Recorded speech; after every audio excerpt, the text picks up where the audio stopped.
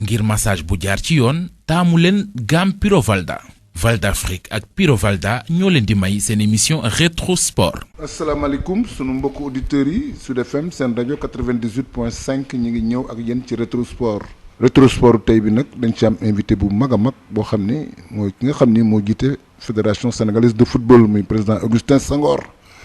ñu war a waxtaan ak moom ci football bi ci Covid bi ndax xam nga ne tamit ren ji saison spéciale la ndax toog lu mat juróom-benn ba juróom-ñaari weer football ñu te it ñuy wax ni. xëy nañu football au mois de janvier am nag ci biir ñi nga xam ne ñoo sëq football bi njàmbat ni bu ñu sañoon ñu jouer avant de mois de janvier ñii di wax mois de novembre ñii di wax mois de décembre ba ministre bi nga xam ne sax moom lañ dénk football bi Matar Ba dajale fédération yëpp ñu toog waxtaan maanaam li jëm ci reprise bi ñuy seet naka lay demee ci wàllu football bi nag la ñuy waxtaan tey ak nga xam ni moo ko jiite yeneen fédération bi ay dinañ seet après. kon lu ñu def mooy déjà nuyu sunu invité muy président Augustin Senghor kon président Augustin Senghor Sud FM mi ngi lay nuyu. maa ngi lay fay doyen Pape di nuyu aussi Malick ak waa Sud FM yëpp di kontaan di dellu si waat si seen émission bi nga xam ne ñëpp koy déglu fu ne Sénégal la lundi soir. jërëjëf président nag fi mu nekk xam nga dañu génn maanaam ci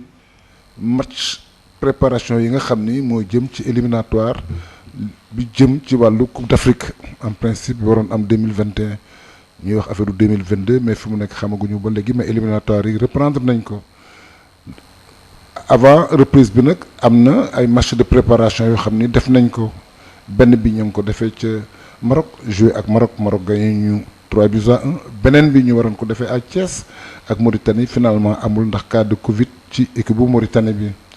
mais li ñu def rek mooy ni ngeen duggee ci match bi nga xam ni moom la ñu joué contre Maroc lu jëm ci wàllu préparation yi ak tamit joueurs yi nga xam ni tamit convoqué nañ leen voyage bi ni mu demee ak finalement résultat bi nga xam ni jël nañ ko fa muy défaite 3-1 muy défaite boo xam ni yëngal na nit ñi parce que gëj nañu am défaite bu toll noonu surtout différence de but 2 ndax daan nañ ñu gagné sax peut-être 1-0 ak 2-1 mais bi yoon ñu gagné ñu 3-1. léegi ñu remarqué tamit ci biir défaite bi jeu bi nga xam ni Sénégal daf ko daan séntu ci équipe bi gisu ko yow en tant que président fédération sénégalaise de football ban analyse nga def avant match bi ci préparation bi ak finalement ci match bi. waaw merci beaucoup doyen Pape defe naa jàngat bi ma ci am rek mooy damay door fàttali d'abord que toogoon nañu li mu fukk ak benn weer yoo xam ne équipe nationale dajeewul woon joué wuñu woon li ko waral ñëpp xam nañ ko mbas mi la mu nekkoon nag maanaam match de reprise mënul woon yomb sax bu fekkoon ñëpp a ngi fa parce que équipe li koy yor mooy tàggat te li muy jur mooy nit yi déggoo mu am cohésion bi ñuy wax donc comme toogoon nañu diir bi ma wax football ñu jafe-jafe mënoon nañ ko séntu donc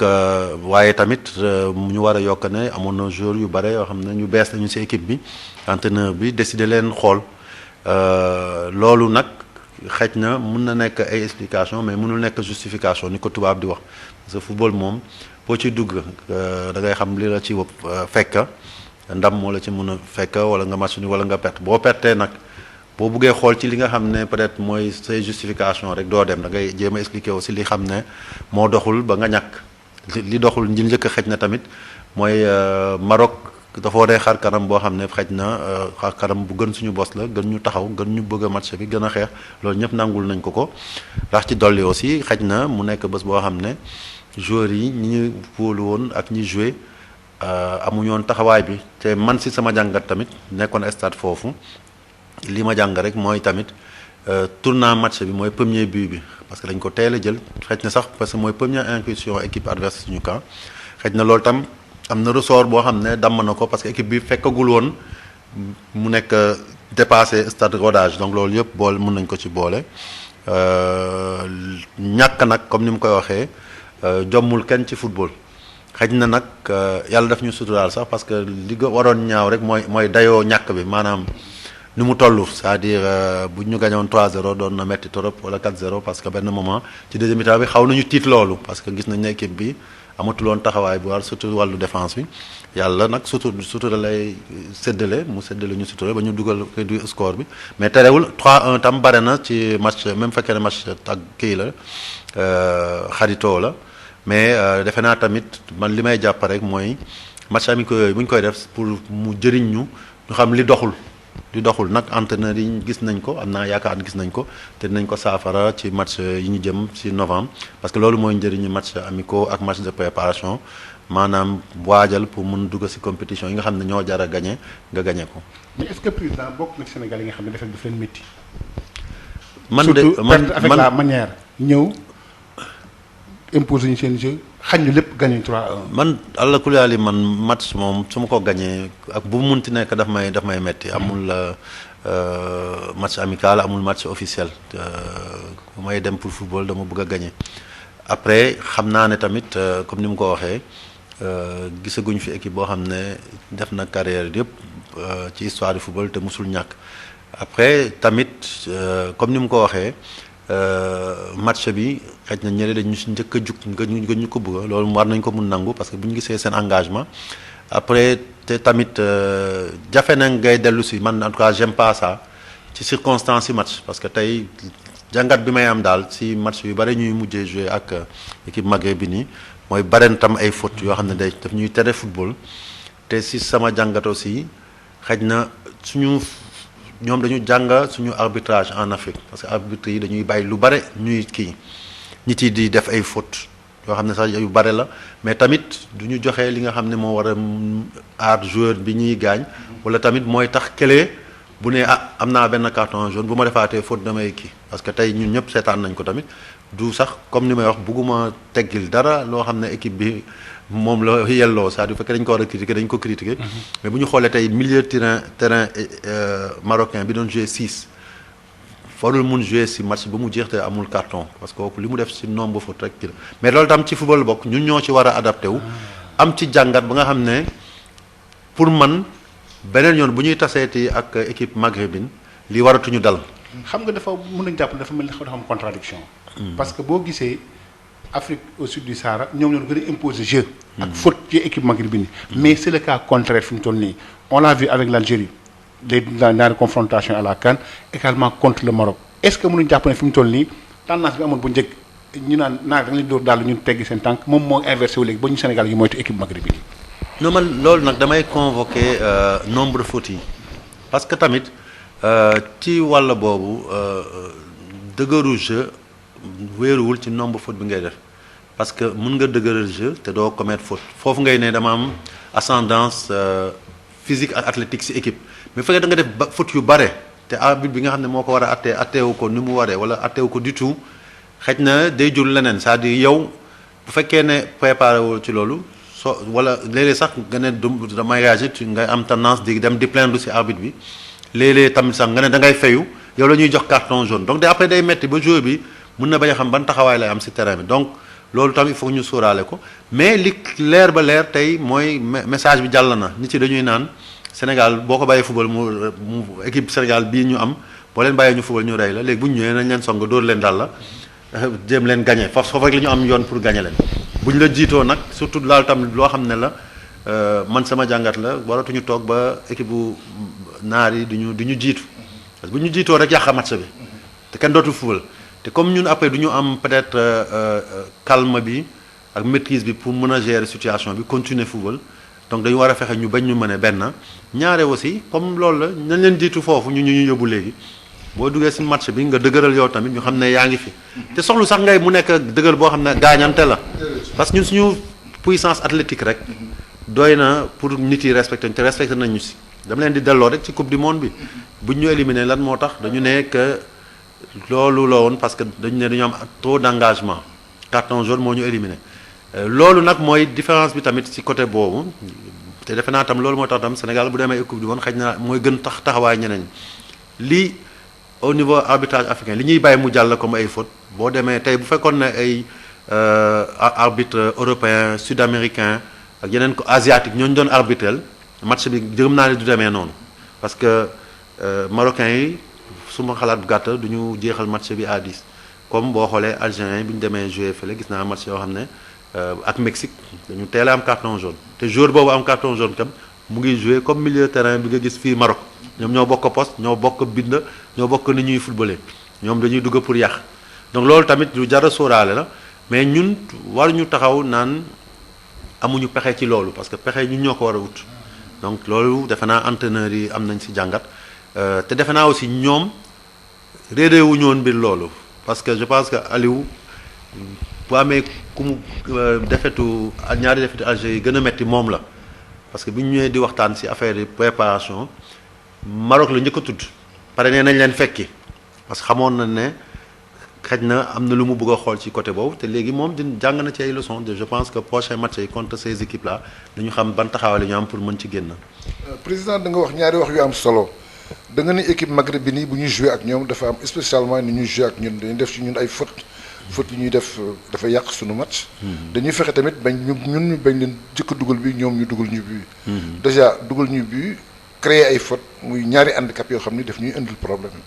kooku tamit remarqué xalaatoo ni si faiblesse équipe sénégalaise bi la puisque fautes yooyu nga xam ni dañ koy def bu ñu koy def en général équipe bu mag daf koy exploité ndax balle arrêté lay doon soit ñu teg ko attaquant yi wala défenseurs yi ñëw ñu placé ko ñu dugal ko mais dañu remarqué ni ci équipe sénégalaise bi à chaque fois bu ñu amee fautes yu mel noonu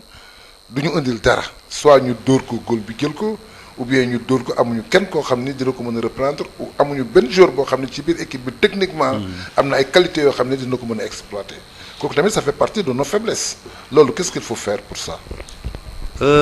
ñaari mbir la ça d'abord out joueur yoo xam ne am nañu qualité yooyu ci jamono yële gisoon nañu ku mel ni Henri Saivet moo ci mujjee Pape Koulitam à l'époque mooy ñi mujjee ñi nga xam ne mun nañu ñoo comme ni ñu ko waxee ñun fii Sénégal seen tànk dafa neexoon foo bëgg ñu bal ci bal arrêté foo bëgg ñu tegal la bal bi foofu lañ la koy tegal donc loolu moo doon suñu fort ci yenn jamono fii Sénégal bal haute xam nañ ne Sénégal dañ danger woon mais léegi depuis quelques années peut-être sax mun nga remonter sax même avant peut-être Aliou Cissé foratuñu ci loolu te paradoxe bi mooy dañu dem ba tollu foo xam ne suñu dooleem dafa dem nga xam ne tey arme ñeneen équipe yi mooy faute ci ñun donc ñun ñoo leen mën a delloo arme boobu mooy lan faute bu ñu def ci ñun rek ñu mun ko transformer but te bare na ci match effectivement loolu ñun ñëpp constat la kooku moom defe naa même entraîneurs yi xam nañ ko je pense que Aliou ci boppam du sax je pense je suis sûr parce que waxtaan nañ ci il en est conscient après gis ngeen ko mu ngi essayer xam nga entraîneur tu es toujours dans la recherche mu ngi xool chaque fois am na ay temps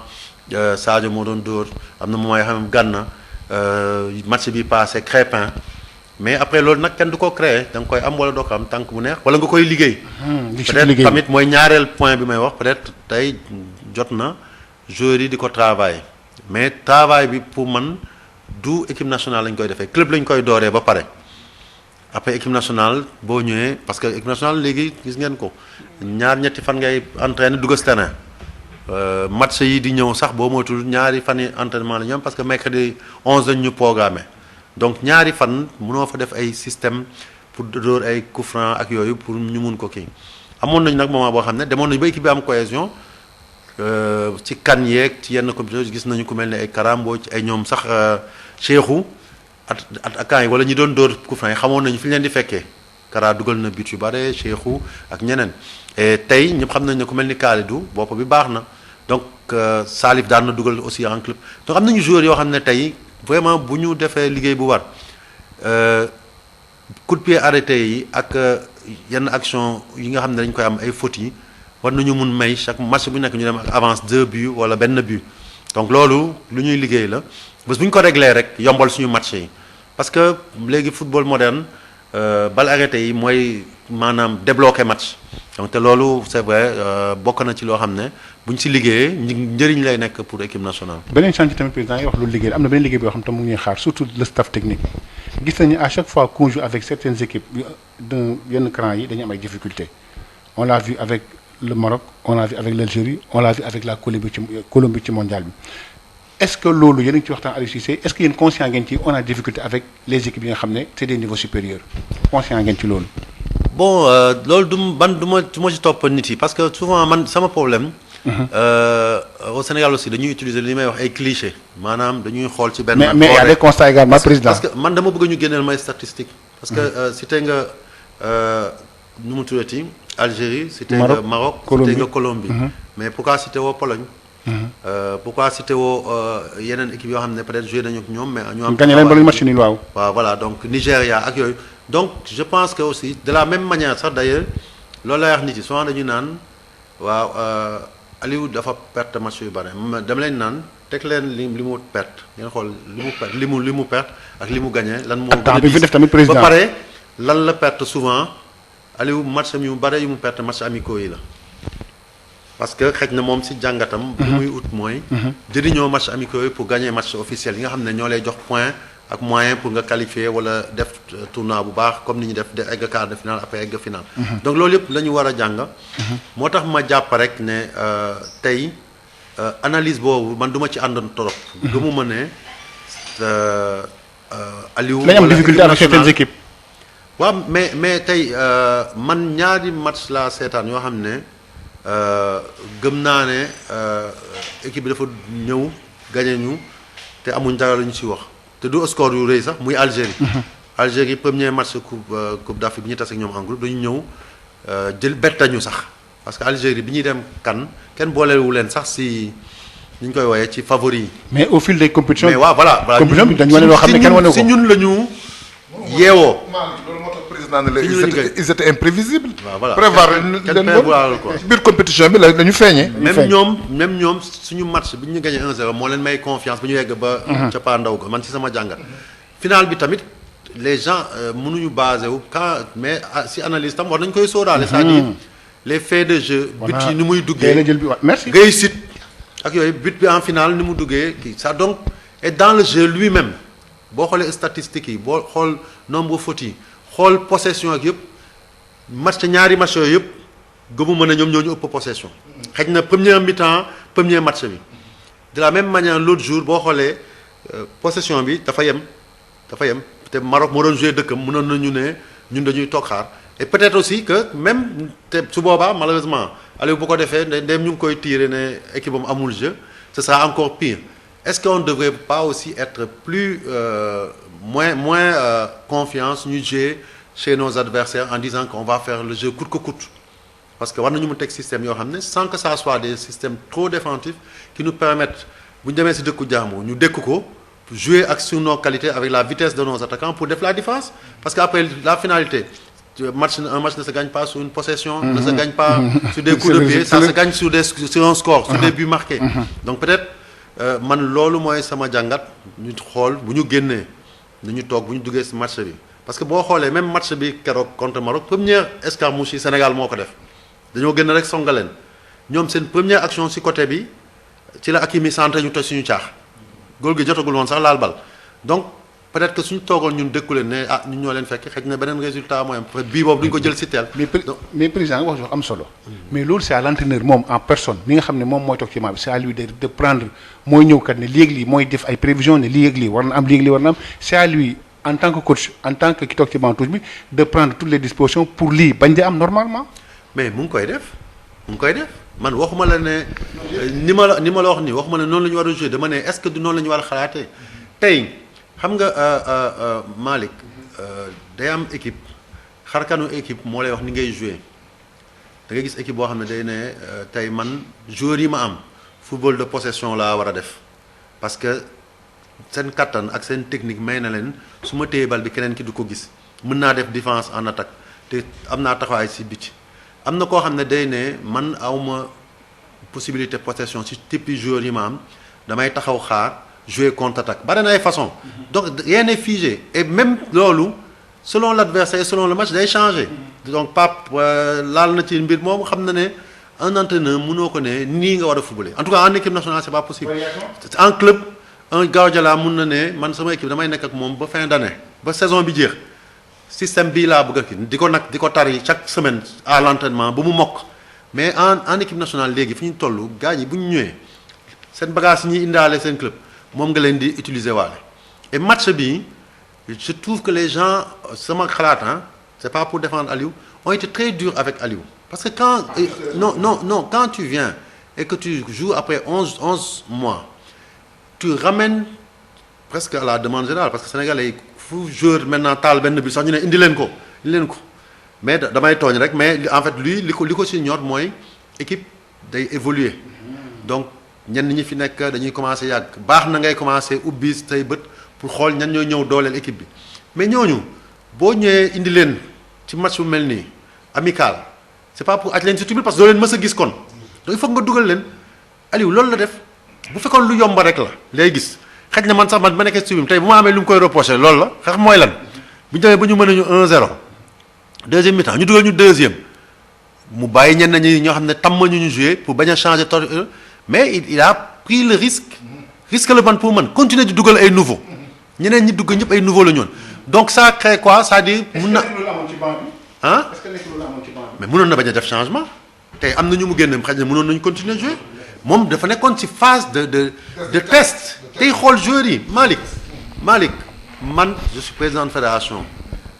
li ma gënal ma équipe bi di gagner toujours donc gisuma lu tax may war a protéger Aliou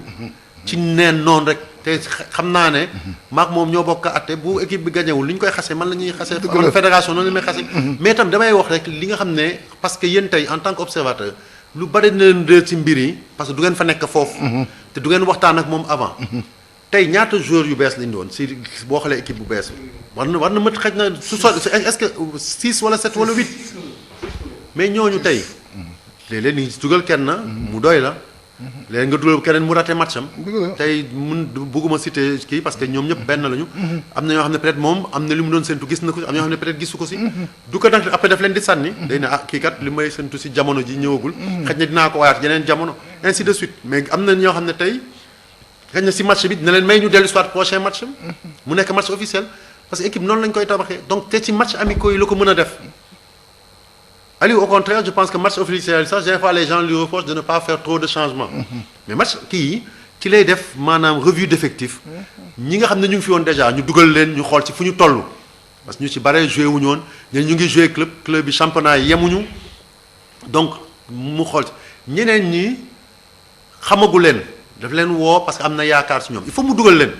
te ci ñaari match nga am 23 joueurs bu ko xool ñëpp il faut nga répartir changement yi ci ñaari match 6 changements ci match forcément day am impact c'est-à-dire man même les grands observateurs et les grands techniciens bu leen gisee ñuy wax fond de jeu ci match bu mel nii daf may jaaxal man franchement du question dama leen di tontu wala daf may jaaxal parce que je me dis que un match comme ça avec 6 changements de part et d'autre c'est tellement haché que mënoo foofu xalaat ne damay def fond de jeu le joueur lui-même il est nouveau il arrive je prends un Lopi c'est sa première sélection à 28 ans mu ñëw match boo xam ne dafay dugg fekk ñu mën a ñu 2 n'est-ce pas 2-0 donc mu war a am ay repères am war a amul benn cohésion musul football ak ñeneen ñi ak keneen le jeune Mame Baba Thiam ak ñeneen Boulaye Dia ñoom ñëpp ñu ngi doon doog a ñëw ñoo ñëpp dugg ci terrain bi donc loolu tamit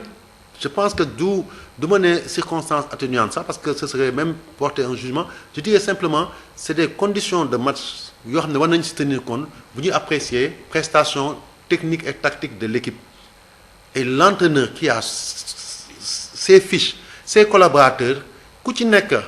ci système yi ñuy def d'abord mais aussi ku ci nekk individuellement am na fu ñu doon xaare foo xam ne pour man noté nañ la après ñoom ñoo ci tirer conséquence bi donc tey bu fekkee ne dañu ñàkk pour mu jóge ñun ñu gagner contre Guinée-Bissau ñun man loolu laay séntu contre comme président man loolu noonu laa gisee de vraiment c'est un échange boo xam ne peut-être doo ne yéen amu leen dëgg mais tam ci beneen fànn bu ngeen xoolee bu baax di ngeen gis ne reproche yu ñuy def Aliou sur ce match-là pour man je trouve que dafa diis torop ça n'a pas de raison d'être je trouve que les gens sont très sévères ak moom. d'accord président li nga wax dëgg nañ ko bu baax ñu ngi doon waxtaan sànq ci li nga xam ni moom la équipe yi nga xam ni dañuy jouer ak Sénégal di utiliser pour bañ Sénégal gagner leen. yow en tant que président fédération nee nga normalement direction technique bi ak ñi nga xam ne ñoo yore maanaam loolu dinañ ci waxtaan mais dañu remarquer tamit ne à chaque fois quand il y a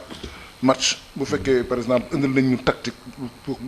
parfois daf ñuy poser problème avant ñuy réadapter wu bay jouer ça prend du temps kooku tamit ma def ni perte la ci ñun parce que dama dégg entraîneur France Deschamps di wax ni li tax muy changer ay mu am ay système yu bari yépp mu koy essayer c'est parce que dafa bëgg système bu ñu ko tegal rek mu contrer ko sinon bu naree toog ñu tegal ko système boo xam ni xamul naka la koy contrer match bi di dem dafay ñàkk au niveau de l'équipe nationale direction technique bi war dañu waxtaan seen biir ñoom pour trouver ay solutions yoo xam ni tactique yi day bëri lu ñu ëndal rek ñu tontu leen parce que d'abord nous avons les joueurs nous avons les éléments mais parfois on s'adapte difficilement sur les tactiques qu'on nous pose. waaw bon ci côté boobu moi je pense que tactiquement comme comparaison bi ak France nga def France seen effectif yaatu na ba nga xam ne boo xoolee poste bu nekk tey. ñetteel kañ ba ñeenteel ba kii tey da ngay xool yenn joueurs ñu ñuy xëcc ñuy am yaakaar dem jouer ji France fekk ñoom ñooy 5e choix wala 6e choix xoolal jamono yi am na ñu bari ñu joué wul mais France terewul mu gagné dem parce que am nañu loolu seen formation à la base may na leen ko ils font sortir beaucoup de jeunes léegi sax ñoom léegi ils peuvent se permettre même def comme ñun ay xale yoo xam ne bi ñuy génn France kenn xamu leen ñu dem fenn mais France lañ leen formé ñu teel a dem à 16 ans 18 ans dem ci yeneen championnat européen yi éclore fa ñoom Pavard ñoom Hernandez ñoom ñëpp France kenn xamu leen woon ñoom Nzonzi ñoom ñëpp ci bitim réew lañ leen xamee donc ñoom léegi comme mais li baax ci seen formation ñoom mais ça aussi niveau de développement football la ñun fii Sénégal amuñu vivier boobu bu ñu permettre tey am na poste yoo xam ne yéen xam ngeen ko gis ngeen ne entraîneur ba léegi mu ngi gëstu di xool parce que poste yooyu ba léegi amuñ ñu fa ne wala sax ñi fa nekk yàgg nañ fa ba nga xam ne tey ñu ngi gëstu ñan ñoo leen war a wuutu après te amaguñ ko donc bu ñu juum soo buggee am variété aussi choix soit sur plusieurs matchs wala si benn match il faut nga am maanaam matériaux humains bi c'est-à-dire joueurs yi war pour chaque système bi nga mun ko utiliser grand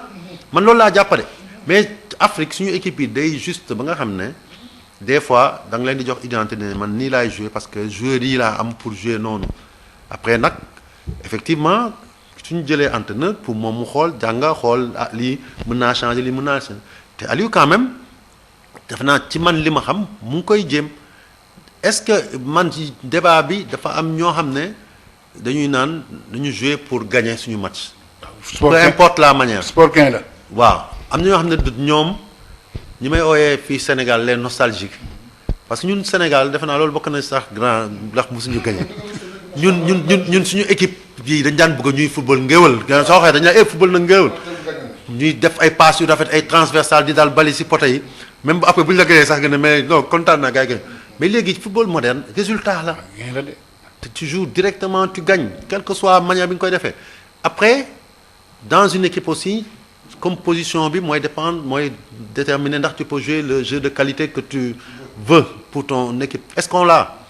est-ce que suñuy style joueurs yi des styles de joueurs virtuoses am nañ ko comme Fadiga comme avant ñoom ay ñoom Mbaye Fall ñoom Cheikh Sarr ñoom Baba Touré est-ce que am nañ ko pour jouer jeu boobu ñoo xam ne si seen bal bi su nekkee seen tànk kenn mënu ko jël passe fu mu toll ay El Hadj Diouf ñooñu chaque génération nañ si am benn ñaar mais nañ dul bare pour nga mun def football boobu foofu te léegi itam football bi en Europe dafa évoluer te suñu joueurs yi foofu la ñuy jouer ñun ni ñuy jouer fii si suñu championnat yi di chercher spectacle ñoom ils sont plus pragmatiques résultat bi mooy compter maintenant la préparation elle est plus athlétique que technique loolu itam nañ ko sóoraale léegi Aliou je pense aujourd'hui que man li may wax ni ci tout le temps nañ ko juger sur pièce ak sur mission yi ñu ko confier et sur pièce je pense que depuis mu nekk fi équipe bi def na ay jéego yu bare muy dellu coupe du monde muy dem final nag comme ñuy wax da nga koy gagner wala nga perte ko yàlla tudda ñu perte ko avant loolu sax bi muy doog a yegsi ak Karim yóbbu nañu Jeux olympiques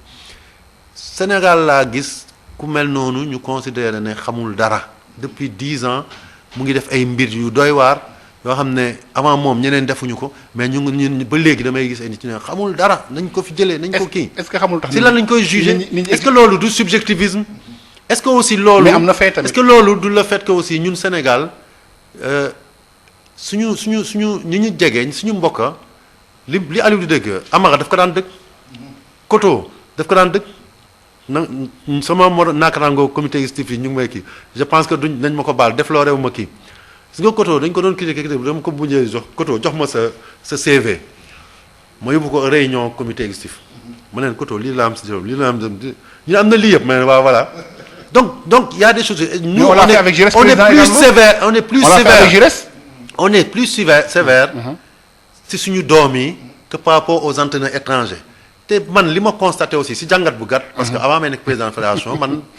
ñoom grand pape xam nañu ko man booy bu bëggoon football la gore laa doon dundee doon dem match équipe nationale du mu ko woon ratee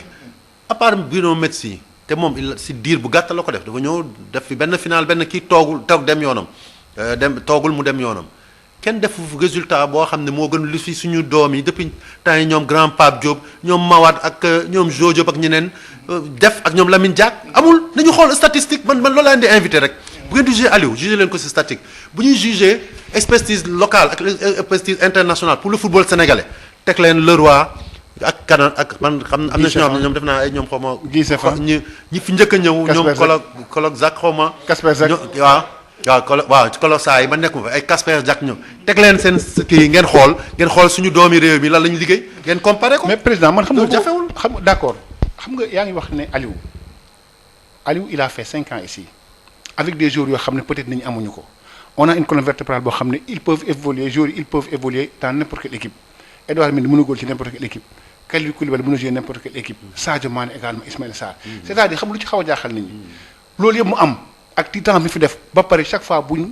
dara jotee comme su jotee duñu am résultat lu dul ay final la ñuy yem on aspire à avoir plus avec tout ce que nous avons comme joueurs comme dirigeants comme lépp yéen ñi par exemple vous êtes exempt de reproche coupe du monde musu jeex bañ ana xaalis bi yu mel noonu vous faites votre boulot ministre mu ngi fay joueurs yi mais pourquoi ñun on ne gagne pas c'est parce que y a ces choix moom mooy nekk yu poser problème la preuve benn exemple xoolal tey waaw naka ngay xaw a qualifier quart de finale coupe du monde naka ngay eggee finale te gagné woo gagné moo lay yóbbu ba final. waaw mais Algérie gagné la phase aller gagné la final gagné la 2 fois kooku moo la mun. waaw 2 fois mu gagné la ko. waaw ci ñaata match ci 8 match. waaw nga gagné 6 yi nga perte. waaw mais perte bi nga perte. benn bi jarul woon perte. nga perte boobu nangul naa ko mooy final bi. jeex na mais final bi seetaan nga ko avec la manière. ça dit président non final bi c'est pas avec la manière ah. final bi bu weesoo seen but bi deuxième minute xaw ma une minute ñun ñoo nekk seen kaw. ñoom mais on n'a pas été dangereux. waaw mais coup franc dugaluñ ko. mooy Pape Diop léegi ba arrêté mais kooku tam ñoom maag yow bokkuñu jàngat ci final boobu. bien sûr man j'ai une autre vision. ils ont gagné avec la manière ça moom kooku moom d'accord ma ci yow. parce que yow gis nga seen but bi. waa ji ci boppam sax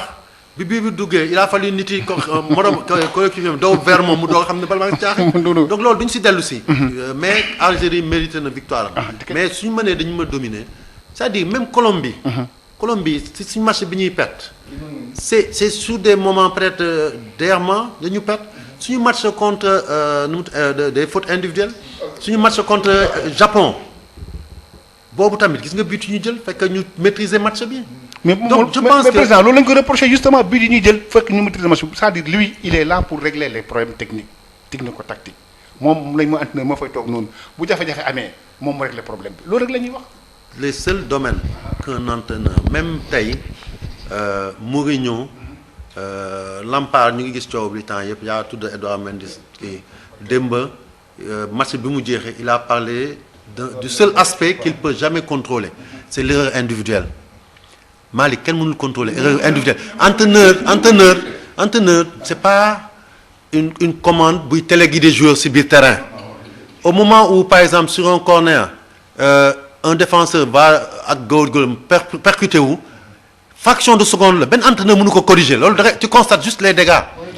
bi yooyu ma lay wax noonu analyser waat ko xam nga ne li may wax yow am na yow Malick xam nga ko. bu baax bit yooyu kenn mënu ci dara entraîneur Aliou Cissé du jinne nit rees la. il a fait ses diplômes il fait du bon travail il a la volonté après waxuma nag dafa mët ku nekk ci liggéey da nga siy jéem a avancer di ci jàng war na yokk gëstu ak yooyu mais. Aujourd'hui nañ ko nangul que il a fait faire des avancées à notre équipe nationale gañeegul coupe nag gañeegul coupe moom gaa kooku moom nangul nañ ko parce que suñ ko nangul sax dañoo def parce que loo xam ne kenn du ko jeex la coupe bu taxawee dañ koy gis mais en réalité man li ma bëgg rek ñu comprendre aujourd'hui c'est même réducteur et dangereux que on veuille tout résumer au fait que entraîneur bi moo deful liggéeyam wala kii Aliou fait son travail cette équipe peut-être que comme je l'ai dit devant certains xëy na ñun tamit on va vite en besogne dañ ko teg fu mu yeggagul. ñaare aussi progression boo ci nekkee il faut nga mel ni forgeron il faut nga nanguwaat remettre l'ouvrage sur le métier. ça dem nañu ba final ñu ngi demaat tey yàlla moo def mbas bi ñëw xëy na match yi yëpp sax waroon na fekk mu dépassé. mais on était bien parti en Coupe d'Afrique éliminatoire on avait gagné nos 2 premiers matchs. Il aurait fallu ñu gagner suñu yeneen 2 matchs yi contre Guinée-Bissau ñu dem qualifié donc et là tey yéen seen boppa tey vous-même man pour man à contrario vous reconnaissez la valeur de Aliou léegi toogatu leen naan est-ce que Aliou dina ñu qualifié yaa ngi naan Aliou dafa war a gagner Coupe d'Afrique mais avant tolluwu ñoon foofu Sénégal am na jamono bu sorewul dara éliminatoire la ñuy commencer di lox ba bu ñuy dem Coupe d'Afrique mais léegi kenn ku éliminatoire da ngay tëdd nelaw yal na yàlla def mu continuer mais loolu moom mënuñu wax ne 100% moom la mais buñ ko ci xajalul ba vraiment ma ne ñun nag Sénégal nanguwuñu reconnaître qualité ak liggéeyu nit man loolu laa jàpp. waaw président ba tey rek ñu nekk ci côté bi nga xam ne mooy côté technique bi ndax mooy suñu faiblesse par rapport aux équipes africaines certes en Afrique Sénégal mooy première équipe bi bon ci dernier classement bi puisque mu am classement bi changé ndax défaite bi ñu am. bi ñu jógee ci match bi dañu waroon jouer ak Mauritanie muy match boo xam ne match bu am solo la yéen lan ngeen doon séntu par exemple par rapport ak premier match bi ñu joué ak Maroc ak match bi nga xam ne dañu ko waroon jouer ak contre Mauritanie lan la mënoon andil football sénégalais bi. waaw comme ni ma ko waxee sànq match Maroc bi Aliou dafa tànnoon Maroc parce que adversaire bu difficile la woon donc ñu koy fekki dëkkam parce que si confrontation ak Guinée bi day am benn. allez match phase aller fii à Dakar beneen bi kii mu ne dina baax comme dañu gijoon jouer ñu reprendre commencer ci biti ak adversaire bu am taxawaay donc te loolu mooy tam wane tem il n'a pas choisi la facilité comme ni ma koy waxee mënoon na ne xaaral ma jëli Comores wala Gambie fii su ma ñëwee ma dóor leen bu baax je suis tranquille ñu marqué ay points nu mu tuddati. président kooku Sénégal yi dootuñu nangoo te loolu de. ay points waaw mais même moom tam nangu ko man tam nangu ma ko moo tax ñu dem songi Maroc ay points FIFA avancé donc moo tax ñu def loolu donc deuxième match bi ñu ne kii Guinée Bissau derby régional la. généralement yéen a ngi wax tey li ñuy wax sax suñu problème ak naar yi il y a 20 ans dañu doon dóor rek. ñu jékki-jékki ba inversé ko léegi lañ ñu commencé waat gagné ba mu nekk sax événement fii Sénégal mais bi jamono di baax man temps bi may nekk tout tànk di seetaani match fu ñu naari jàpp ay Maroc ay Algérie du ñoo dañu amoon ay professionnels seen football c'était professionnalisé par rapport au nôtre. waaw mais mooy loolu rek ba léegi donc aujourd'hui ñu ne dañuy taseeg Guinée-Bissau donc ñu ne derby sous-régional la day metti ñooñu jouer ak Sénégal day décupler seen force donc ñu ne modèle bi gën a baax tey mooy ñu jéem a jouer ak équipe bu mel noonu te Mauritanie xam nañu ne ñoom tam seen jeu léegi c'est devenu très rugueux dañuy xeex bon même ñoom sax seen match ba c'est souvent day am excès ba am dañuy jël ay carton rouge ñu ne bon xëy na c'est le bon adversaire pour mun jauger wu par rapport préparation match Guinée bi moo tax ñu jëloon ko donc loolu la si entraîneur bi doon wut ñu koy jouer nag à domicile aussi comme bu ñuy jouer Guinée-Bissau donc moo taxoon mu choisir woon Mauritanie je pense aussi c'est un bon adversaire qui a fait beaucoup de progrès ñëpp teg ci bët léegi bu ñuy citer quand même 20 meilleures équipes wala 15 yi Mauritanie ci lay bokk donc c'était un bon adversaire mais mbas bi dugg suñu diggante bi ba match bi mënul mu jéego am. comment ngeen vivre président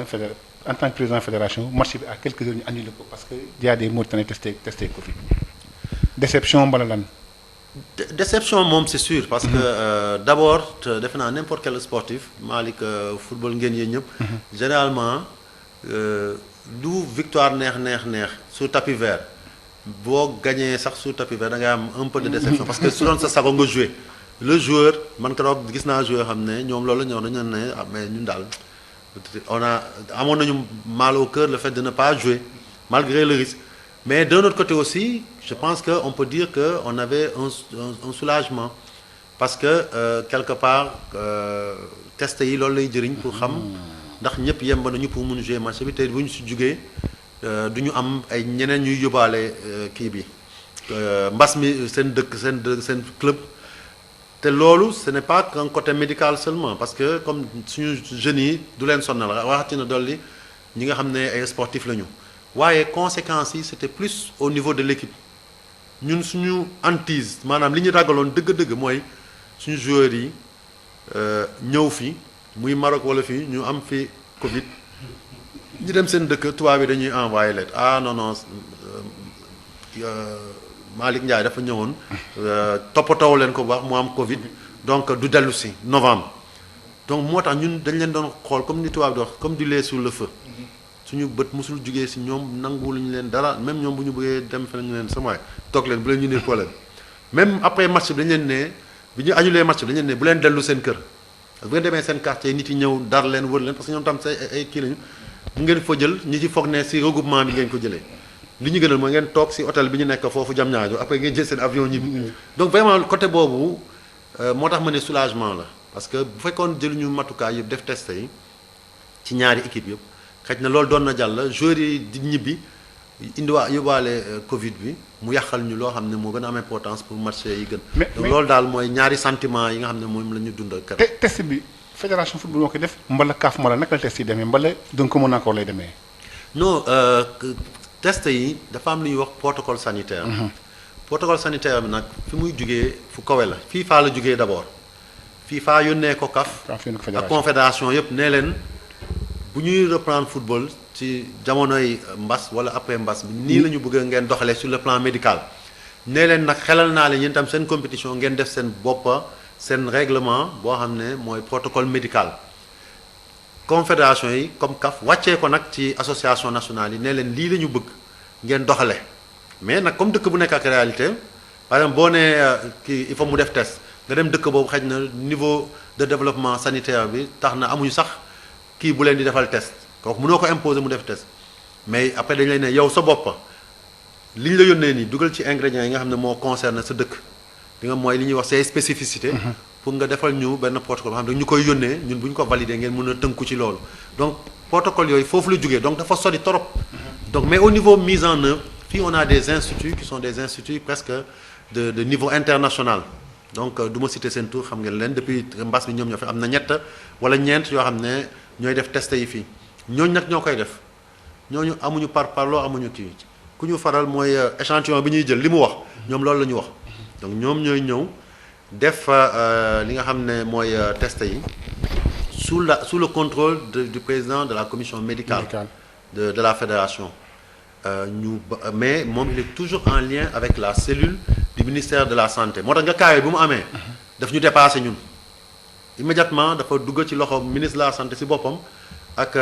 docteur Bousso directeur de la prévention ak ministre des sports parce que beneen niveau la woon 8 romb na fédération bi romb na fédération bi ñun dañ leen di suivre rek suñu wàll rek moo doon xool ndax ñun dañuy annuler wala déet te ñun tamit kooku dañ ko yàgg wax dañu ne duñu caaxaane santé nit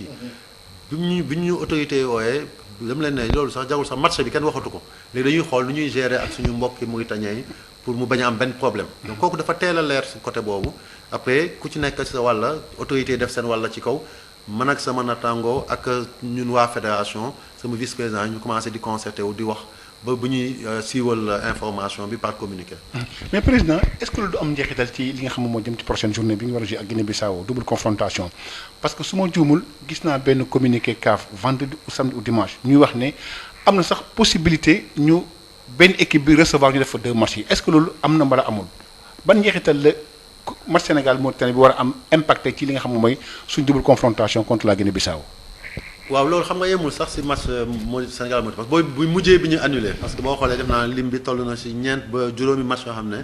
ndax Covid dañ ko annulé donc mu nekk loo xam ne defe naa comme ni ñu ko doon waxee fii Sénégal naan match yi amicaux yi laboratoire la maanaam test la CAF ak FIFA noonu la ñu doon surveiller maanaam match yooyu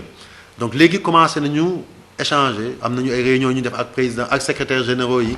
ak yooyu pour commencer xool nu ñuy xoolee au niveau réglementaire ñu ñuy gérer situation bi ñaare aussi ñu ngi def ay sondage li ngay wax nii bon gis naa sax presse bi relais ko c'est pas encore des décisions qui sont prises dañuy dem à l'information parce que c'est inclusif c'est participatif CAF wala FIFA mu ñu toog ne nii ngeen di doxalee léegi ma leen di fàttali ne loolu du nekk guléet parce que gis nañ fi jamonoy Ebola bi Libéria wala Sierra Leone donc Sierra Leone la kii recevoir na ko recevoir na ko 2 fois ci dëkkam c'est-à-dire Côte d'Ivoire match aller à retour coupe du monde ñu dañu dalal Sierra Leone parce que ñoom seen dëkk kii bi daf leen jàppoon Ebola bi parce que règlement moo wax loolu parce que dafa ne match bu ñu ko mënee jouer sa dëkk dañ koy jouer bu ñu ko mënul jouer lii la ñu mën def terrain neutre bu ñu ko mënul jouer terrain neutre bu fekkee ne ñaari parties yëpp d'accord nañ ko pour des raisons de commodité d'organisation de frais tey bu ñu wax dëgg bu fekkee ne mbas baa ngi fi ba CAF wala FIFA ne lépp huis clos la ban njëriñ la am nga ne Sénégal nga joué ñaari match wala Guinée-Bissau amul benn njëriñ même chose la parce que joueur ak joueur la rek ku mën sa morom dumba comme mbëri ni ñuy wax donc amul benn kii donc loolu xel tam mën na ko xalaat bu ñu bëggee continuer football bi continuer dox il faut que ñu bàyyi xel ci loolu mais arrêté FIFA CAF arrêté guñ ko ñu ngi waxtaan ak fédération yi bu ñu demee ba gis na yenn dëkk yi mbas mi toll na fa noo xam ne mënuñ ko fa jouer wala ñu ne ñii amuñu dispositif bi pour faire test yi ak yooyu peut-être su nit yi waxtaanee ba juboo mën nañ ko def ñu ne Sénégal daal mën na dem fekk Guinée-Bissau jouer foofu ñaari match à huis clos par exemple day équilibré sax parce que public bi mooy différence bi donc loolu bu am donc defe naa loolu yëpp ay xalaat la ñoo xam ne nit yaa ngi koy gëstu di ko gas xaj na fii ak ay bés bii di ñëw parce que match yi ñu ngi yegg si CAF ak FIFA dinañ ñu wax surtout CAF dinañu wax lan la ñuy mujjee arrêté. le président ci match yi nga xam ne moo doon match de préparation yi. may yokk rek Pape nga baal ma parce que si li ma jàngat je sais que par exemple tey test yi mën na am fii mën na am Guinée-Bissau parce que def naa waa Institut Pasteur am nañu équipe boo xam ne foofu ñoom ñooy intervenir foofu. donc de sorte que si suñu match bi ñu concerné ñun si sama xel bu gàtta loolu war na mën nekk. ngir massage bu jaar ci yoon taamu leen gamme Pyrovalda. Val d'Afrique ak Pyrovalda ñoo leen di may seen émission rétro sport. président dégg tamit ni am na frais yu bari yoo xam ni def ngeen ko ci match de préparation yi ak affaire maanaam feebar beeg yooyu yëpp da ngeen di jàmbat ni xaalis bu bari la perte am ñoo xam ne jëndoon nañu ay billets sax da ngeen woon sax est-ce que da nga leen di rembourser et tout ça ba à un certain moment sax yéen a ngi wax di séntu maanaam ndimbalu ministère bi pour ñu taxaw ci loolu. kooku yan problème leen di fédération bi maanaam ci wàllu koppar. waaw ci wàll boobu fi nga xam ne vraiment ngaañ am na si annulation match bi ci côté financier bi la surtout. autant sur le plan sanitaire on est satisfait si ñaari match yi autant sur le plan financier bi ñuy génn si match yi maanaam ci wàllu koom affaire bi diis na torop si fédération bi tey. bu may def bilan bi ñu ngi toll ci presque 180 millions de dépenses donc parce que si ñaari marché yi dañu waxtaanoon ak ministre mun nañu yéen octobre xëj na ministère du leen mun accompagner mais kii maanaam match novembre yi nañ leen jàppale te ñun àla kulial yi fallait ñu jouer pour mun waaj match novembre yi moo tax ñu mujjee ko jël en charge mu diis nag torop donc ay faf li nga xam ne sax dañ ko doon séntu sax ci ay recette muy jëm ci recette de guichet ci invitation yi ñu néew dañ koy jaay puis 50 000 ak 20 000 loolu dañ koy mujj a ñàkk parce que ñi jot a jënd dañ leen di koy rembourser ñi jotul woon jënd tamit dañu mujjee wu ñu ñëw stade donc jaayuñu ko rax ci dolli aussi même tey suñu partenaires yi nga xam ne dañ leen ooyoon pour ñu ñëw dugal seen loxo ci match bi ci wàllu sponsor yi xaalis bi ñenn ñi fayaguñu woon dootu ñu fay ñenn ñi même bu ñu fayoon comme profité wuñu ci match bi da nga koy obligé jébbal mbir mi ci mois de novembre donc mu nekk nag pertement yu diis donc comme ni ma ko waxee aussi am nañu yaakaar ne xëj na dinañu am ndimbal ci suñu autorités yi pour que ñu mun a amortir charge yi parce que tey fi mu nekk match équipe nationale boo amee 2 matchs lu mu bon dina dem ba 200 millions ba 250 millions te loolu fédération sénégalaise de football antanu ko. donc match yi di ñëw nag match officiel la dañuy jouer fii d'abord regrouper fii préparer wu dem Guinée-Bissau dina baax ñu dem ci vol spécial donc loolu yëpp ak hôtel yeeg yooyu yëpp am nañu yaakaar ne État du Sénégal à travers ministère des sports dina si jàppale ba jëlal ñu yëpp en charge. di respecté président ci wàllu mbas mi dafa jël équipe nationale bi gis nañ ne ren jii football bi dafa sport bi dafa taxaw rawatina wàllu football bi récemment am na rencontre amoon te arène nationale ak ministère des sports ak différentes fédérations yi jël nañ ko sax dénk ko waa DAPS léegi ministère des sports est-ce que fi mu toll nii basket annoncé nañ seen reprise au mois de décembre ndax football janvier bi ñu jàpp mënuñ ko rapproché bu ñu xamee fi mu toll nii que contexte favorable na pour reprise championnat ndaxte feebar bi wàññeeku na. waaw loolu xam nga Malick ñun suñu fonctionnement kuréel yi ñooy décider tey bu kuréel bi nga xam ne mooy comité di waxee ne 2 janvier la ñuy door Augustin Senghor président amul sañ-sañ yooyu ci yàbbi ci wàll boobu dañuy jàpp man ba fu ñuy toll nii may wax ak yow si émission bi nii altine tey le 19 nii 19h xaw ma ñaata jàppal ne le 2 la ñuy kii janvier bu fekkee ne nit dañ ko bëgg a waxtaanee il faut ñu delloowaat ko ci kuréel ga ñu waxtaanee ko foofu mais ci li ma jàpp comme séntoo ñu góoñu lu leer nañ jàpp le 2 janvier la ñuy commencé ba ñuy gis leneen daal. waaw mais président ba tey ci mbas mi toujours rek duñ ci génn parce que li mu yàq dafa bari te it déjà équipe yi nga xam ne tamit ñooy représenté réew mi muy U17 yi yeneen regroupement yi loolu yëpp dafa bokk ci maanaam li nga xam ne dafa bokk ci mbas mi foofu tamit xale yi ñuy regrouper est-ce que ils sont dans de très bonnes conditions sur le plan sanitaire pour pouvoir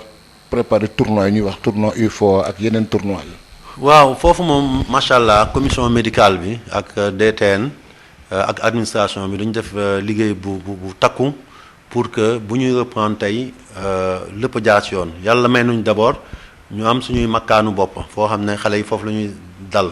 donc loolu lu am solo la donc mën nañ leen wax comme ni ko NBA defoon ak ay Ligue des champions dañ leen yóbbu ci bulle maanaam booy dugg dañ lay defal test Covid bu fekkee ne nag da ngay yem ba ci test boobu amuloo Covid bi suñ lay dugal ci biir boo duggee tamit doo génn boo xasee ba génn balaa ngay duggaat il faut nga defaat test noonu la ñuy fonctionner jamono yee ñu génn sax gis ngeen U17 yi dañ nekkoon ci présélection bu ñu ñëwee ba groupe ñu jël la dañ lay yóbbu ngeen def test yi ñi nga xam ne dañu am Covid dañ leen di ber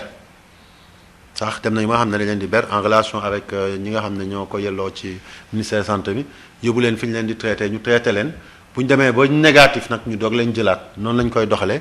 ba léegi yàlla mu ñu si sutural amuñu benn jafe-jafe xale yaa ngi foofu ñu ngi ak seen encadré yi du ñu génn pratiquement ñu ngi liggéey bu baax te aussi ñu ngi leen di sàmm ci li nga xam ne mooy mbas mi pour mu bañ leen laal parce que lu am solo la et am nañu yaakaar ne sax équipe U20 bi ci bés yi di génn parce que bi ñu demee suñu match bi contre Maroc dañ ko lijjanti war nañ dem Maroc pour jouer foofu ñaari match tàggatoo pour tàggatu pour mën a préparer tournoi boobu ngay wax noonu muy tournoi qualificatif bi. U20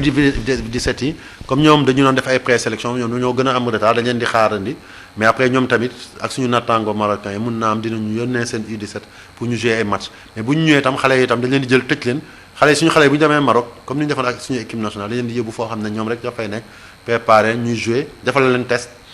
bu ñu ñëwaatee ñoom tam seen U17 bu ñu ñëwee tam noonu la dañ leen di yóbbu ci benn centre tëj leen foofu ñu nekk fi di tàggatu di jouer ak amical ak ñaari match amical ak suñu équipe U17 fii donc defe naa loolu daal côté boobu mu ngi jëm kanam docteur Ngom ak commission ñu ngi ciy suivre au jour le jour di ñu defal nag ay rapport ak lu ci mënte am rek dañuy yëg bu ñu defee test tam ñu yëpp moo tax tey loolu tam bokk na tam ci li may metti bopp parce que tamit test yi dafa coûteux ngeen may ma rek grand pape Malick ma communiquer ak autorités yi bu ñu bëggee sport bi reprendre tey il faut que ñu dimbali ñu woyofal li nga xam ne mooy test yi. test yi ñaata la par jour. test par joueur 40 000 francs la benn joueur regroupement bu nekk chaque semaine la te chaque semaine da nga koy def nga multiplier ko par 25 ba 30 joueurs am na sax yenn regroupement day dem ba 35 joueurs encadrement compris nga yokk ci donc une douzaine de personnes nga chaque fois bu ñu dugg donc chaque semaine par équipe dinaa signer chèque gu 2 millions et quelques xam nga déjà dafa diis ci football waxtumal xaalis fédération te depuis presque 6 semaines léegi équipe yaa ngi entraîné donc loolu nekk na lu diis autorités yi war nañ ñu ci jàppale te kooku football la xëy na ñoo gën demin ñenn fédération yi ñooñu boo leen bëggee teg loolu soit pour compétition internationale équipe nationale yi soit pour suñu championnat lu koy sport bi du dem te comme yeneen dëkk yëpp ñu ngi football il faut que wala ñu ngi sport il faut que ñun ñu sport mais il faut que suñu autorités yi ñu ngi ciy oo kilifa gi gën a rëy ci dëkk bi muy président Macky Sall man tamuma di wax ci micro di adressé aussi kilifa dëkk bi mais côté boobu lu mu ci jàpp rek defe naa monde sportif dinañ ko ci naw bu baax xool bu fekkee mën nañu defal gratuité ñoo xam pour que sport bi mën a pare bu ñu ko mënul ñu def ko bu mu woyof 40 000 dafa 10 bu amee 15 000 wala 20 000 sax mu tane defe naa loolu tamit baax na ngeen jàppale ñu si ñu yeggee ko suñuy kilifa yi dëkk parce que xaj na ñoom sax dañ ko yëgul xamuñu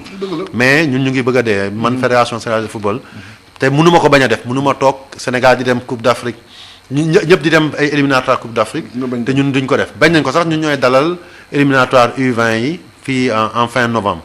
donc loolu tax na il faut que vraiment ñu jàppale ñu si bu baax a baax bu fekkee ne mën nañ ko wax ak institut yi pour ñu yombalal ñu ko waaye bu ñu ko teggee tamit monde sportif bi yëpp dinañ leen sant di leen gërëm. mais président li nga wax am na solo ndax yaa ngi laaj pour ñu jàppale la ci mais fédération internationale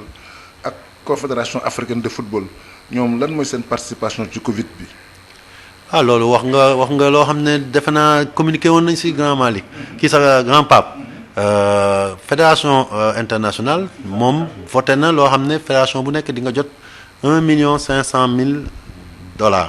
fu mu nekk nag 500,000 rek la ñu libéré gum parce que 1 million yi moo jëm ci football bi yëpp 500,000 yi dañ ko jagleel jigéen ñi. mais ba nga ko waxee léegi dafa yàgg mais ñoom 500,000 la ñu joxe. FIFA joxe lu toll nu ci non ñoom dañu joxe fu mu nekk 500,000 mais. janvier la ñuy joxaat yeneen 500,000 lan la ñuy joxe. dollar waaw donc bu janvier ñëwee ñu joxaat yeneen 500,000 yi mais ci kaw nga firndal ne. utiliser nga xaalis bi ci anam yu ñu la ko dicté. ñoom du ñu caaxaane loolu. donc ñu ngi ci. FIFA CAF joxe $300,000. mu yegsi boobu tam yegsi na. état Sénégal $300,000 ak $500,000 loolu ñaata la ci franc CFA. $800,000 boo xoolee bu baax boo ko xaymaa mu ngi def $500,000 mooy 250 millions. donc mu ngi def ay 300 ba 400 et quelques millions daal. donc état du Sénégal nag am na lu mu ñu jigoon mais loolu moo ñëwagul parce que digoon nañ ñu jox ñu montant bu takku bu toll ci 500 millions ñu ngi koy xaar te loolu mooy suñu jafe-jafe encore. xam nga fédération bi dafa nekk fédération boo xam ne day jéem a sàmmonte ay kàddoom ak ay dig yi muy def. ñun bi ñu waxee. engagement yi ngeen jël waaw tey li ma la wax noonu ñun li ñu fay ci xaalis fi ñu toll nii. dépassé na déjà li ñu jot a jot. parce que FIFA ci 1,500,000 500,000 rek la joxe. CAF 800,000 la joxe. non 300,000 la joxe. état du Sénégal joxeegul foofu la ñu toll. mais ñun commencé nañu fay club professionnel yëpp ak club amateur yi ñu ngi leen di fay 15 millions jëm suuf ki gën a tuuti xam naa dina lu mu tuuti def naa su ma fàttaliwul 1 million lay laal am na ñuy jot 4 millions am na ñuy jot 5 millions. jigéen ñi dinañu jotaat balaa ñuy dugg ci compétition yi. donc loolu ak beach soccer ñëpp acteurs yëpp. parce que yemul sax ci club yi rek ah. acteurs yi groupement associés yi. ñëpp la ñu bëgg a ñu gis ci seen bopp parce que mbas bi dafa laal ñëpp. laal aussi ñi nga xam ne ñoo tax ñuy wax football muy joueurs yi muy entraîneurs ñëpp donc boo gisee tam ñu koy def am naa yaakaar ne club yaa ngi sàmmonteeg loolu tamit mooy que dañu bëgg a ñoom tam ñu mun jàppale seen joueurs yi nga xam ne toog nañu ay weer amuñu gis ñu xaalis. mu ñu jàppale seen entraîneurs yi seen encadrement yi parce que ñun kii ñu prescription ñu FIFA teg.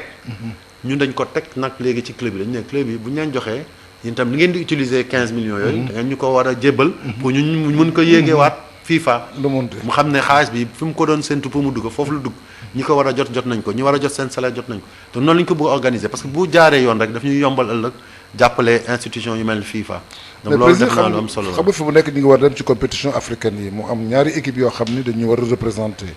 muy Tëngéej football club ci Ligue des champions. di équipe bu Jaraaf tamit ci maanaam Coupe CAF. te yow yaa ngi wax affaire janvier peut-être dañ ngeen war reprendre à moins que comité exécutif bi am dérogation bu mu ci def. équipe yooyu est-ce que conditions yi ñu nekk dana leen permettre ñoom ñu mën a am ay résultats. waaw Malick ci sax doyen moi je pense que aujourd'hui boo xoolee bu baax même en Europe xam nga calendrier yi bokkul pays nordiques yi ak pays yi nga xam ne ñu ngi boor ay Russie ak yooyu ñoom bu ñëlee di jouer ñoom ñu ngi vacances parce que day fekk seen dëkk day sedd ba xam ne kenn du jouer mais dañuy jouer Ligue des champions dañuy préparer rek tàggatu la rek léeg-léeg sax dañuy jugee seen dëkk ay Russie ay Suède dem ci dëkk yu tàng yi toog foofu di tàggatu di jouer ay matchs amicaux fi ñu nekk ñuy wax guleet ñu gis sax ay équipes sénégalaises peut-être 3 mois avant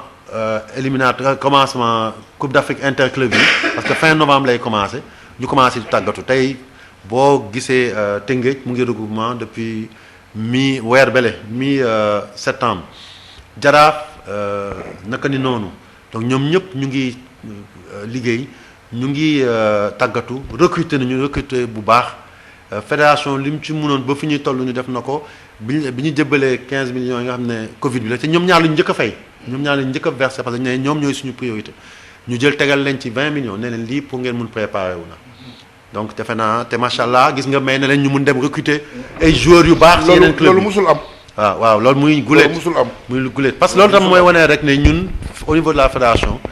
lu ñëw du pour ñun ñu garder ko ci ay compte wala dañ koy wisaare mu wàcc ci football bi parce que loolu lay amee njëriñ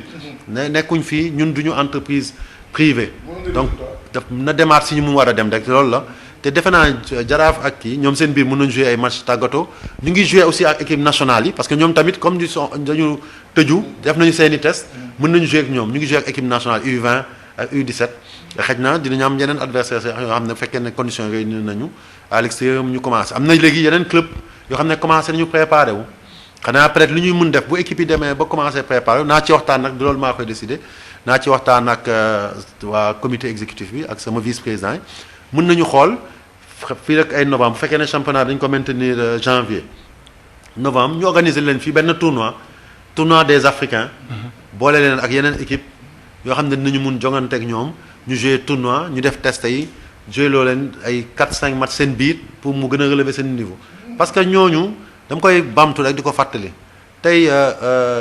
boo déggee ñu ne Tëngéej du Rufisque mooy dem Coupe d'Afrique boo déggee ñu ne Jaraaf du Médina wala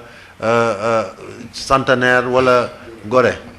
Sénégal mooy dem Coupe d'Afrique mais ci wàllu club yi ñoom c'est des équipes représentatives au même titre que les équipes nationales donc ñun luñ ci war a mën def rek dañ leen war a jàppale pour ñu def résultat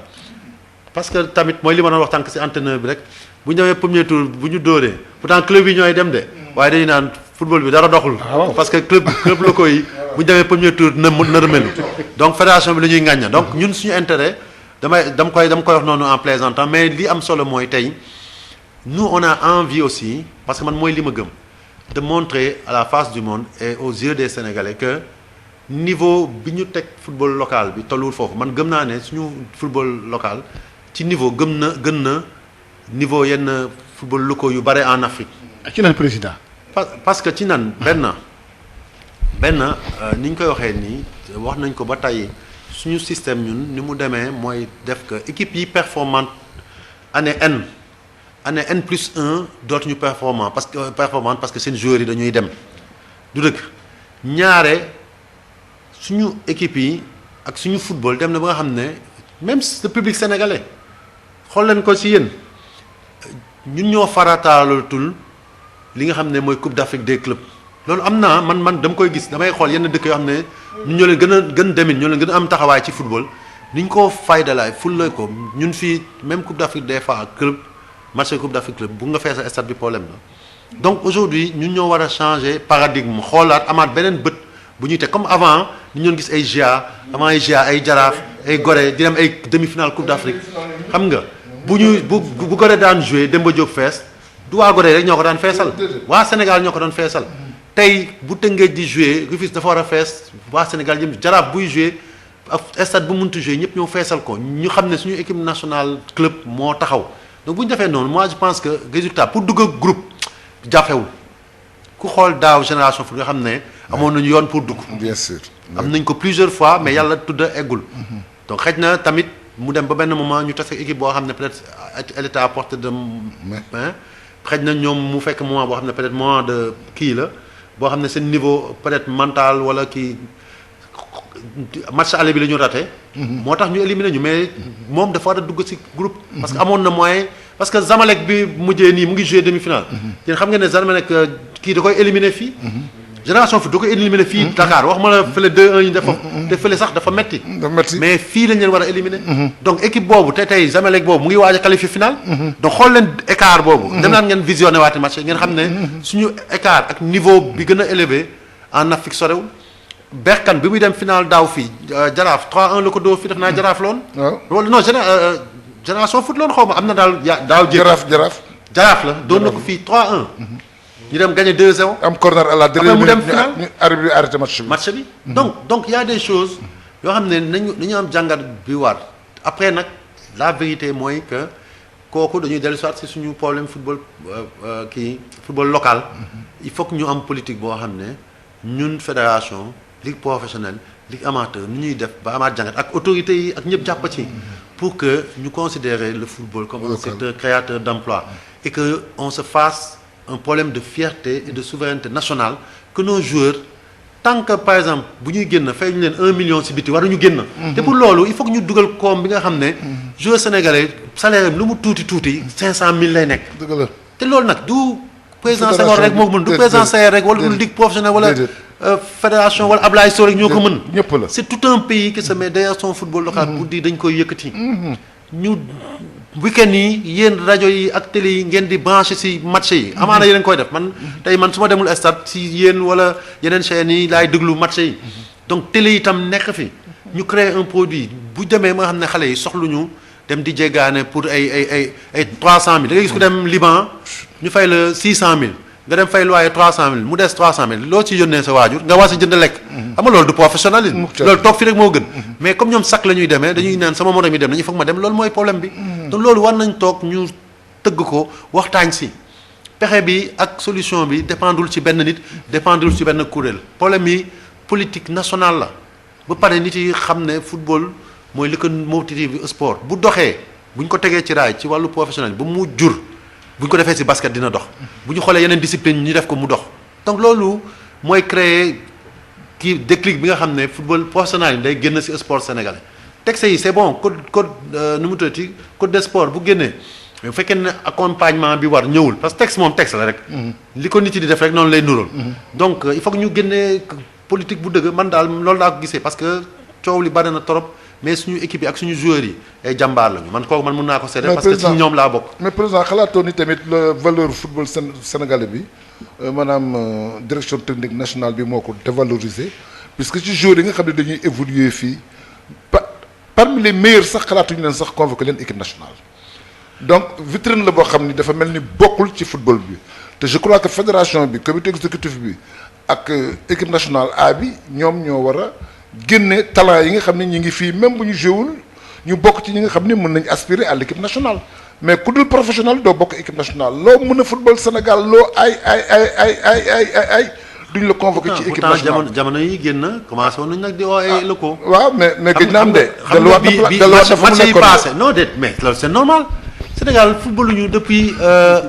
mars te doorooguñu. équipe nationale bi moom mënu doon am local bii nii. mënu woon am local parce que football ñu ñëpp ngi seen kër.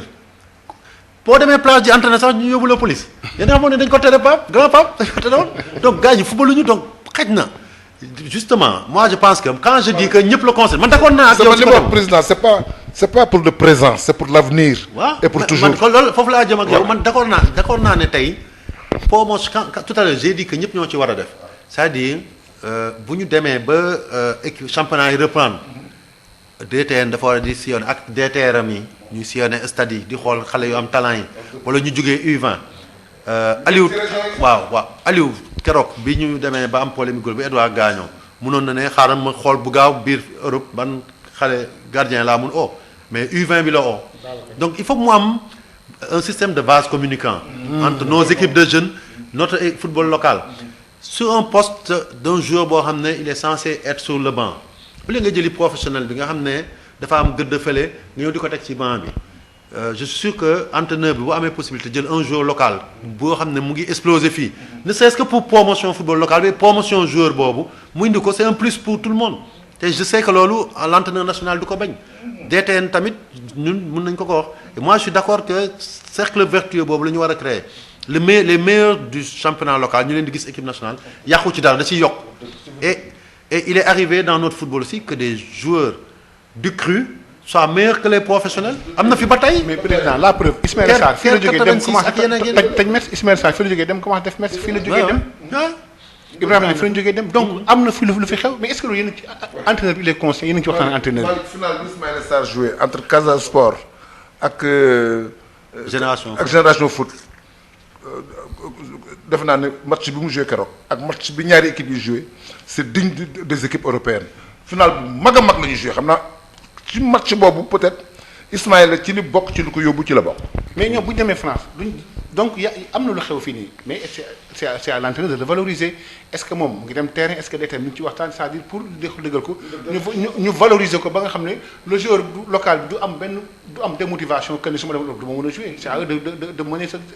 mais loolu ñu ngi koy def xam nga jamono ji amul compétition ça c'est difficile on est d'accord léegi moi je pense que de plus en plus on va vers une organisation de la DTN pour mu gën a am taxawaay avec le FIFA Foot dinañu dem sax dañuy am budget dédié boo xam ne DTN bi amatul prétexte ne aw ma oto bu ma yóbbu fële wala munu sama DTR bi kenn joxu ko dara mënul liggéey mënul déplacer lépp la ñuy teg en place bu ngeen xoolee on a commencé à organiser avec les compétitions de jeunes les compétitions régionales terminées par les phases nationales tey DTN il est obligé de superviser les équipes qui sont en regroupement. L'entraîneur national, au niveau de la DTN, il joue le rôle de chargé de l'élite. Donc tout se tient. Quand on a eu besoin d'un gardien, Aliou moo oo Youssou Dabo nee ko dama soxla sa góol bi sa gardien U20 mu ñëw fekk donc gars yi les gens ils se parlent. Après c'est des dispositifs yoo xam ne c'est en train d'être mis en place mais après dinañ ko gën a affiner ba nga xam ne tey mais warul nekk nag loo xam ne c'est juste pour le fun quand je dis pour le fun loo xam ne pour rafetal rek la. c'est-à-dire il faut que joueur bi nekk local. mérité ko dem bu ñu koy jël du am werante dañu naan kii kat mu ngi fii daf ko mën moo tax place bi ñu jox ko ko su fekkee d'accord nañ ci loolu moi je pense que loolu yomb na mettre en place. président ñëw ci année électorale bi ñu jëgmal 2021 ñëw ci année électorale boo xam ne su ma jumul CAF day am année boo xam ne day am élection président confédération africaine football ak fii tamit Sénégal président. CAF élection yi yaa ngi ciy bàyyi xel lu ci sa xalaat ci élection confédération africaine de football présidence bi. lan ngay wooyee yaa ngi ciy bàyyi xel. parce que am ñu bëri ñu. da ngay doon candidat wala doo doon candidat. non defe naa loolu moom defe naa waxoon nañ ci ba pare. xam nga waaw moom la xam nga kenn du dugg fenn naan damay dugg pour uti lii. man en tout cas man fonctionné wu ma noonu. yàgg naa ci instance internationale yi y a 2 ans et demi la yàlla tuddama doog a dugg ci comité yi du càggane nag présenté wu moon de maa daxoon présenté wu parce que temps yi ayatu dama doon présenté wu sax juste parce que par kii de démocratie dama doon xam ne du ma jàll parce que fi ma leen féete woon xëj na du doon gën ci yéen ñoom ma jàll mais pour pousser nit yi à plus de démocratie dama doon présenté wu donc mais musuma jàll même parfois rebelle donc après ñu am changement mu am équipe bu bees bu ñëw yàlla def ma nekk président zone bi sama nattaango zone bi yëpp ma ne ma Augustin yow yaay dugg kenn du présenté wu contre yow ma présenté wu fekk ñu doon jeexal mandat Kabele parce que dañu ne woon dañuy xaaj mandat FIFA ak mandat CAF bi mu jeexee aussi ñu ñëwaat ni ne ma ñun fii yow yaa am leadership bi yow la ñu gëm da ngay présenté wu ñun kenn du présenté te noonu la demee ma toogaat pour 4 ans donc te loolu yàggul dara donc dans la vie aussi je pense man de noonu laa gis peut-être que j'ai tort peut-être am gis naa sama benn mag mu ne ma que dama war a présenter wu par force et que lii c'est pas pour toi c'est pour le Sénégal mais je pense aussi que la meilleure manière des fois de se tromper c'est d'être carriériste en disant échelle baa ngi nii dama koy jéggi ñeent ba yegg ci kaw soo moytu da ngay nërmelu mujjee ci suuf te enjeu élection en Afrique ci football dafa dépasser personnalité nit du sa jàng du sa xam-xam du sax kóolute bu nit yi am kese parce que c'est des enjeux géopolitiques internationaux la c'est-à-dire il y a beaucoup d'ingrédients qu'il faut il faut le backing li anglais di wax backing mooy maanaam ndimbali sa dëkk il faut que nga am moyen parce que ça se joue à ce niveau-là dañuy dem campagne ci dëkk nga natt bu baax peser xam ñan ñoo ànd ak yow ñan ñoo àndul ak yow nga doog ci dugg bu la wóoree ne boo duggee nga gañe jar na ko loolu mooy benn ñaare bi tamit te loolu moo wax ko tam te pour man loolu fi ma toll nii mooy li gën a am solo ma nekk ci équipe maanaam comité exécutif bi ki ñu fa nekkal ki ñi ciy tabb ne moo leen di jiite muy Amath mu wóoluñu en tout cas man wóolu na ma man Augustin Senghor xam naa ko wóolu na Sénégal li muy def day diisoog man ñëw en 2 ans laa wax mu jox ma responsabilité yoo xam ne tey man rek maa fi nekk membre comité d'urgence boo xam ne tu n'es pas vice-président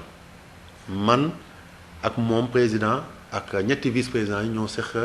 comité d'urgence mu tànn ma fekk am ñoo xam ne ñoo ma fa gën a enseigné teg ma foofu donc nit man pour man da ngay am jàngat yenn yi doo ne par coûte que coûte dama koy daanal damay ne kii wóolu na ma maa ngi ànd ak moom ñoo bokk bilan damay xoolandi bu baax balaa may def dara bu fekkee nag moom tey benn mandat la def mu bëgg a def ñaareel li gën a jekk sama xelu gàtta mooy ñu bàyyandi ko jàppale ko mu def man noonu laa ko gisee moo tax fi mu toll fi ñu toll nii mun naa ko du ma candidat foofu du ma candidat parce que confiance bi ko waa ji jox mënul en retour bañ ko delloo confiance te du ñàkk ambition te nag Malick dama la benn affaire ci affaire siège yi ce sont ceux qui sont derrière les présidents qui remplacent les présidents mais au bon moment parce que bul fàtte ni Sénégal am na fi ay ñoo xam ni dañ doon jéem a dem élection ay ñoom Daouda Faye ak yooyu am ñoom Omar Seck ils ont été candidats pour daaneel Ayatou mais c'était pas le bon moment doo tëb rek comme li mu la wax dugg ci noonu rek sans am ay certitude donc je crois qu'il a le temps il est encore jeune il est dans le comité il peut attendre à mon avis. et même par rapport ak suñu réew bu ñu fàtte ne c'est la première fois que benn doomi réew mi egg comité d'urgence CAF. donc loolu avancé la par rapport ak li fi doon am bu ma juumul man avant Mawad xaw ma keneen Mawad laa fi fàttali ku mu nekk comité exécutif n'est-ce pas te comité exécutif membre boo copté la woon donc si li ma xam après defe naa après si lañ ko falaat donc mais bu dul loolu c'est la première fois kenn nekk membre ko donc ñu ngi xam nga ñu ngi avancé man nag sama nature nag mooy loolu dama patient de ku yàkkamti doo ànd ak man li yàlla di tudd su waree nekk dina nekk mais fi mu la tegandi boo ko bëggee dabu ne damay jiitu yàlla ci lim ci bëgg-bëggam da ngay nërmelu nañu bàyyi le temps se faire man je suis assez lucide en observant pour xam ndax moment jot na wala jotul et je pense que autant les gens te disent demal autant si nga dem élection nga perdre à ce niveau-là c'est le Sénégal aussi qui est battu donc il faut qu'on y aille avec le maximum d'âme te duma ko woon mës a def tey CAF dafa diis ci àdduna si ba nga xam ne tey du ma woon mës a ne damay présenté wu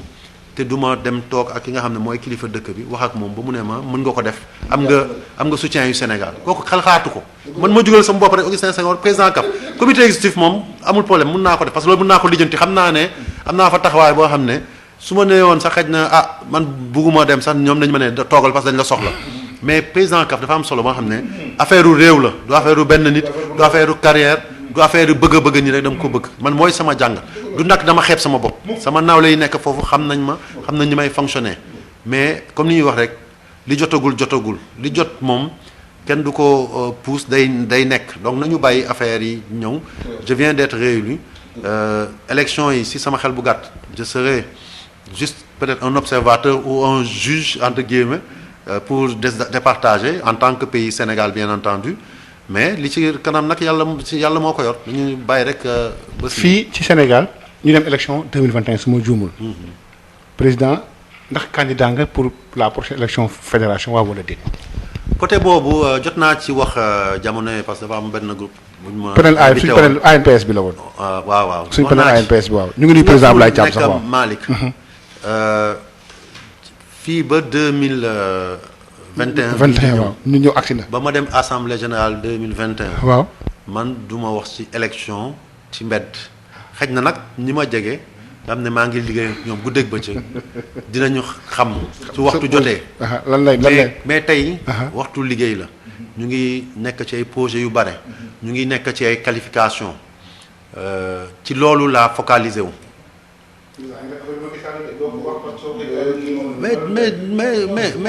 mais xam nga dëkk Sénégal yaa tudd politique de yow ma fa émission sportive nga émission politique ngay def yow xam nga Sénégal suñu problème loolu la c'est-à-dire nit ki dañ koy fal tey suba ñu commencé wax élection yi ñëw dans 5 ans 2021 Sénégal lañ nga koy gis mais 2021 ñëw mais 2021 ñëw na président non mais yow kon génn nga léegi si Macky Sall yaa ngi ci man waaw d'accord ñu delluwaat si man non 2021 ñëw na waaw bu ñu demee fii ba élection kii Marseille yi assemblée générale Malick xam nga man xam nga sànq maa ngi koy wax ma ne man dama am xëj na ni ma yàlla bindee am na xëj na lu baax am na loo xam ne nag baaxul mais noonu la ma yàlla bindee tey bu ma fi toogee ba léegi yàlla maanaam ñi nga xam ne mooy acteurs yi football yi la n'est-ce pas est-ce que xalaat nga jaadu na man tey ma waroon communiquer ci élection yi di ñëw ak sama avenir ci football ma ñëw di ko def ci émission directement te du ma janook ñi nga xam ne ñoo ma dënkoon jébbal leen li nga xam ne mooy loolu lañ ma dënkoon lii laa ci def doog a leen wax ak ñoom waxtaan ak ñoom bët ak bët lan la ñuy def est-ce que loolu moo gën a jaadu moo gën a rafet. Je suis d'accord avec toi. Pourquoi aussi on se presse tout le temps non il faut que mu wax il faut que diw wax amul njëriñ xam nga lan moo wóor tamit may fàttaliku nit yi rek. nous sommes au Sénégal et charte moo ñu wër charte yi wax na élection nu muy demee ci yan anam lay demee kan moo mun présenté wu. bu fekkee dafa am charte bu ne Augustin warul présenté na ma ko wax. mais amul tey sama présentation wala sama ñàkk présentation ci man rek la dépendre. ci yow rek la dépendre. parce que texte yi dafa leer. su ma neexee mën naa présenter. su ma neexee ma ne du ma dem su ma neexee ma ne damay dem. donc ma ne nag man bés bu may décider loolu ñi ma ciy waxal ñi am priorité bi c'est les acteurs du football. c'est les acteurs du football. ñi nga xam ne tamit maa bokk ak ñoom comité exécutif ñuy liggéey atoo at war naa mun toog ak ñoom ne leen sama waay lii laa def lan ngeen ci xalaat wala lan ngeen may dégtal ñu xam parce que fii kenn saxu fi te kenn mënu fi ba kenn mënu la remplacer. amul mais li am mooy def loo xam ne mooy njëriñu ñëpp du njëriñu Augustin Senghor du njëriñu Papa Dieng du njëriñu El Hadj Malick wala keneen njëriñu askanu Sénégal la. njëriñi football sénégalais loolu rek moo ñu ñor football bi balaa may nekk président dama ci nekk ba juuxu si grand pape xam na ko ñoo bokk équipe bu ma génnee ndam président fédération du mooy ne sama passion day fay parce que football bi moo nekk sama xol donc te man soxlu ma nekk président pour dundal sama passion donc loolu vraiment débat boobu moom su waxtu jotee da ngeen di muñ rek. non man président am sa réponse damay ragal nga def comme Macky Sall su ma waxee gars yi duñ liggéey su ma waxee gars yi duñ liggéey c'est-à-dire nit ñi au fait d'accord nangul naa li nga wax nangul naa la ko du ci rajo bi ngay waxee ne candidat wala du candidat parce que loolu yow la concerné mais ñun for nañ ci weewu béy ne ci feewu de source sûre que au niveau du comité exécutif am na ñoo xam ne ils sont candidats à la candidature ndax yow jot ngeen ci waxtaan. ñoo xam ne bëgg nañ dogoo mën a waxtaanaguma ak kenn.